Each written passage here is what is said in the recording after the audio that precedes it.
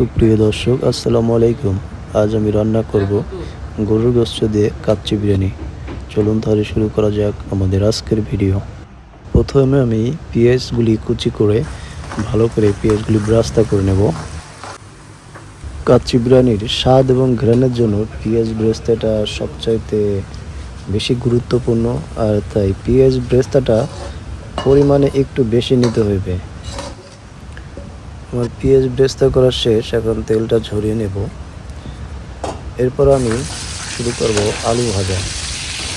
কাচ্চি বিরিয়ানিতে আলু ভাজাটা অবশ্যই দিতে হইবে, নয়তো আপনার এটাকে কাচ্চি বিরিয়ানি বলাই যাবে না। তো আলুটা আমার ভাজা শেষ। এরপর আমি নিয়ে গেলাম গরুর গোস্তগুলি। এখানে 2 কেজি চালে আমি 3.5 কেজির মতো গোস্ত ব্যবহার করেছি, আর অবশ্যই গোস্তটা একটু সাইজে বড় হইতে হইবে। আর এখন আমি গোস্তটা ভালো করে ধুয়ে পানিটা ঝরিয়ে নিয়েছি। ভাজা আলুতে স্বাদ বাড়ানোর জন্য আমি ব্যবহার করব একটু গোলাপ জল, সাথে একটু চিনি এবং লবণ, আর সেই সাথে একটু ঘি দিয়ে আমি এটা ভালো করে মাখিয়ে বেশ কিছুক্ষণ আমি এটা রেখে দেব।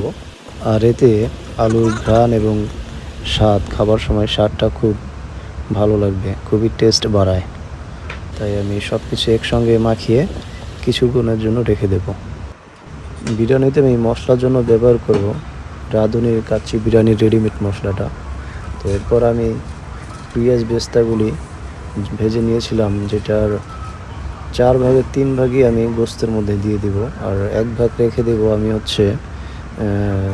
চাউলের জন্য, যখন আমি একসঙ্গে মাখিয়ে দেবো তখন। তো একে একে করে আমি সব মশলাগুলি একে একে করে আমি দিয়ে দিচ্ছি।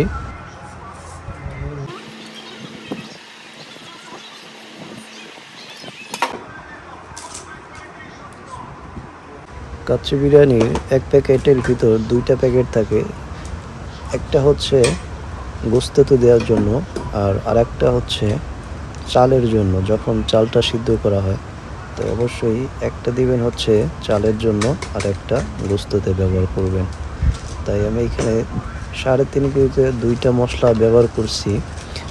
2টা মশলা আমি চাইনি, মানে বেশি দিলে একটু মশলাটা খাইতে অনেকে পছন্দ করে না, তবে একটু মশলাটা বেশি হলে ঘ্রাণটা এবং স্বাদটা বাড়ে। তো আমি মাত্র 2টা ব্যবহার করছি।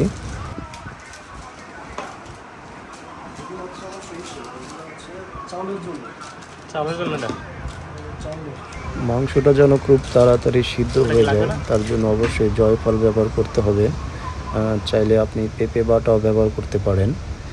এতে করে গোস্তটা খুব তাড়াতাড়ি সিদ্ধ হয়ে যাবে এবং নরম হয়ে যাবে। সাথে কিছু কিশমিশ মিক্স করে দিব। আমাদের এইখানে আলু বোখারাটা নেই, তবে আলু বোখারাটা দিলে স্বাদ একটু বেশি বাড়ে। টমেটো সসটা অবশ্যই দিবেন, তাতে অন্যরকম একটা স্বাদ পাবেন। এবং দিয়ে দেবো আমি 3 প্যাকেট টক দই।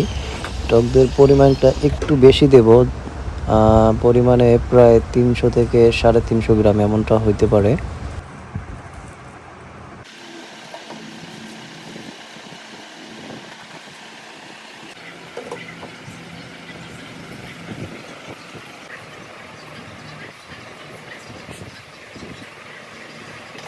বাড়তি মশলা হিসাবে আমি ব্যবহার করব গুঁড়ো মরিচ এবং জিরার গুঁড়া, আর গুঁড়ো মরিচটা অবশ্যই দিতে হবে।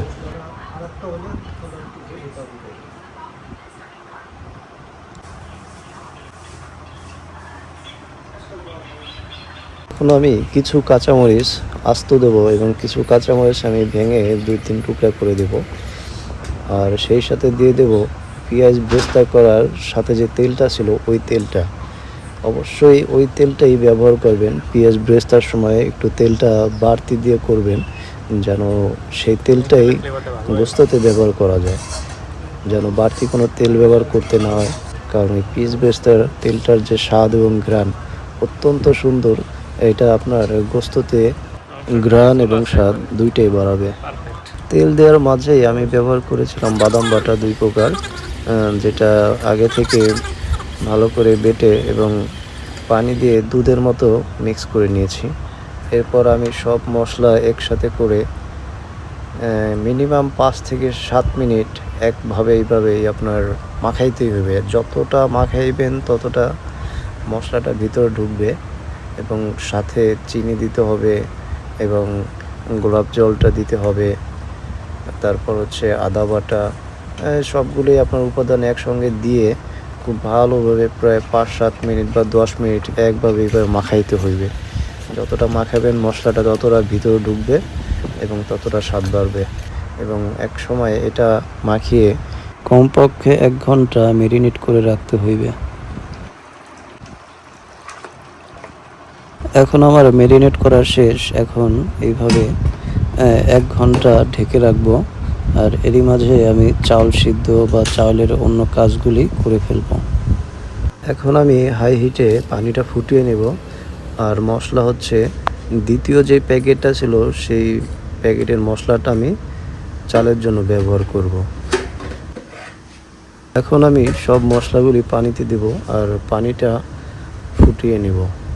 আর এখানে লবণ অবশ্যই একটু বেশি ব্যবহার করতে হবে, কারণ এই পানিটা যখন ফেলে দিবেন ওই লবণাক্ত পানিটাও চলে যাবে। আর যতটুকু চালের প্রয়োজন চালে ততটুকু খেয়ে নেবে। তাই লবণ অবশ্যই চেষ্টা করবেন দ্বিগুণের চাইতেও বেশি, পরিমাণের দ্বিগুণের চাইতেও বেশি। বাসমতি চালটা প্রায় 1 ঘন্টা আমি ভিজিয়ে রেখেছি। এখন পানিটা ঝরিয়ে নিলাম। এখন এই পানিটা ঝরানোই আমি ফুটন্ত পানিতে দিয়ে প্রায় 5 থেকে 7 মিনিট এই চালটা সিদ্ধ করে নেব, আধা সিদ্ধ। দেখুন আমার পানিটা একদম উত্তপ্ত হয়ে গেছে। তার মধ্যে আমি এখন চালটা ঢেলে দিলাম। এভাবে মাঝে মধ্যে একটু নাড়া দিতে হবে যেন চাল একটার সাথে আরেকটা লেগে না যায়। ঘি এবং গোলাপ জল দিয়ে একটা মিক্সচার বানাবো, যেটা অবশ্যই বিরিয়ানিতে দিতে হবে।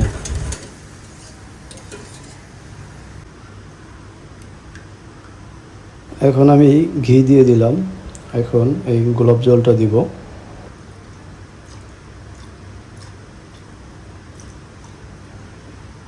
এখন আমি ভালো করে মিক্স করে নিব। মিক্স শেষে আমি কিছুক্ষণের জন্য এটা ঢেকে রেখে দিব। আমার চালটাও প্রায় সিদ্ধ শেষ। চালটা 70% সিদ্ধ করে নিতে হবে, বাকিটা দমের সাথে সিদ্ধ হয়ে যাবে। এখন আমি চাল থেকে পানিটা ঝরিয়ে নিব। এরপর আগে থেকে ম্যারিনেট করা গোস্তের সাথে চালগুলি আমি দিয়ে দেব। তো দেখুন তাহলে কিভাবে চালটা দিয়ে দিতে হয়। এবং ম্যারিনেট করা গোস্তটা আমি আর একবার ভালো করে মাখিয়ে নিব। এখন আমি ভাজা আলুগুলি গোস্তের উপর দিয়ে ভালো করে সাজিয়ে দেব। সাজিয়ে দিয়ে দেবার পরে এরপর যে আগে থেকে মিক্স করে রাখছিলাম যে দুধের মিক্সচারটা, ওইটা ধাপে ধাপে কয়েকটা ধাপে আমি এটা দিয়ে দেব। গোস্তের উপরে কিছু, চালের উপরে কিছু, এরকম ধাপে ধাপে এইটা আমি দিয়ে দিব। এবার আমি চাল দিব। চালটা 2টা লেয়ারে দিব। প্রথমে কিছু চাল, তারপর কিছু কিশমিশ, এরপর দুধের মিক্সচার, তারপর হচ্ছে পেঁয়াজ বেরেস্তা, তারপর আবার চাল। তো এইভাবেই আমি 2টা লেয়ারে পুরো চালটা দিয়ে দিব।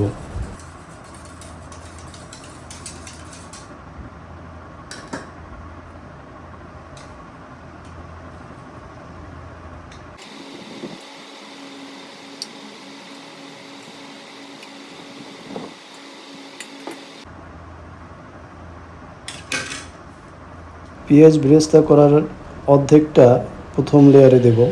এরপর আবার চাল দিব। চাল দেওয়া শেষে যখন এই পুরো চালটা এখন দিয়ে দিলাম, তার উপরে আবার পেঁয়াজ বেরেস্তা, আবার কিছু কিশমিশ এবং ওই দুধের মিক্সচারটা, এগুলি দিয়ে আমি কিছুক্ষণ পরে দমে বসিয়ে দেব।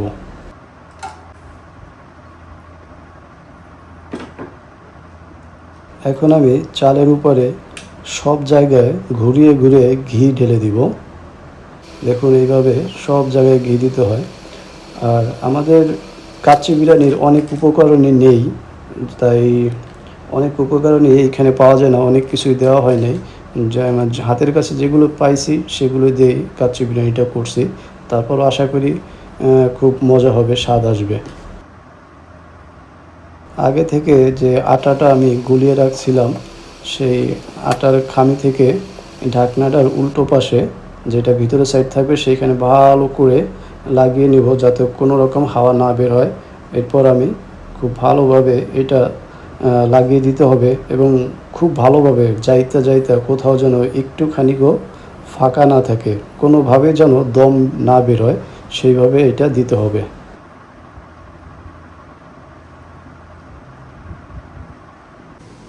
এখন আমার ঢাকনা লাগানো শেষ, তারপর উপরে ভারী কিছু একটা দিয়ে রাখতে হবে যেন হাওয়া না বের হয় এবং চুলার পাওয়ারটা হাই পাওয়ারে 10 মিনিট রাখতে হবে, এরপর লো করে দিতে হবে।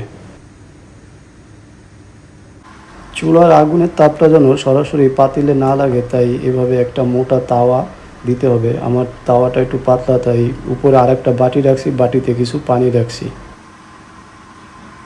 তো এইভাবে 2 ঘন্টা দমে রাখতে হবে। দমে রাখার পর নামিয়ে ফেলতে হবে। তো আমার 2 ঘন্টা পর আমি দম থেকে চুলা থেকে নামিয়ে এখন নামিয়ে নিয়ে আসলাম। তো আমার কাচ্চিটা হয়ে গেছে। সেই সাথে আমি পায়েসও রান্না করছিলাম, তো পায়েসের ভিডিওটা নেই। তো এখন আমি ধীরে ধীরে আমি ঢাকনাটা খুলব। ঢাকনাটা এত শক্তভাবে লাইগা ছিল যে আমার খুলতে খুবই কষ্ট হয়েছে, তার মানে হচ্ছে কোনোভাবে এটা থেকে দম বের হয় নাই।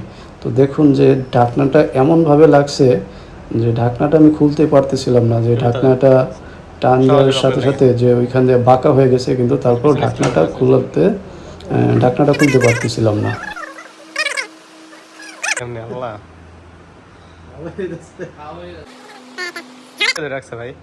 দেখুন ঢাকনাটা খোলার সাথেই অসাধারণ একটা ঘ্রাণ চলে আসছে। আর আমার যে চালটা 70% আমি করছিলাম, বাকি 30% মনে করেন যে এই দমেই সিদ্ধ হয়ে গেছে। তো এখন আমি চালগুলি এবং গোস্তগুলি নিচে থেকে উঠে মিক্স করে নিব। তো এই হয়ে গেল আমার কাচ্চি বিরিয়ানি।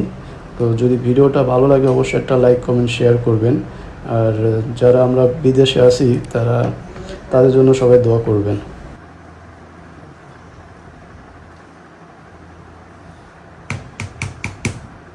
তো বিরিয়ানিটা খাওয়ার জন্য প্রস্তুত, এখন আমরা সবাই খাইতে বসবো। তো আমাদের সুফিয়ান সবাইকে পরিবেশন করছে খাবারটা। আর গোস্তটাও খুব সফট হয়ে গেছে, দেখুন দেখতেই অসাধারণ লাগছে। আসুন আমাদের ডেকের কাছে, দেখুন আমাদের আইটেমগুলো।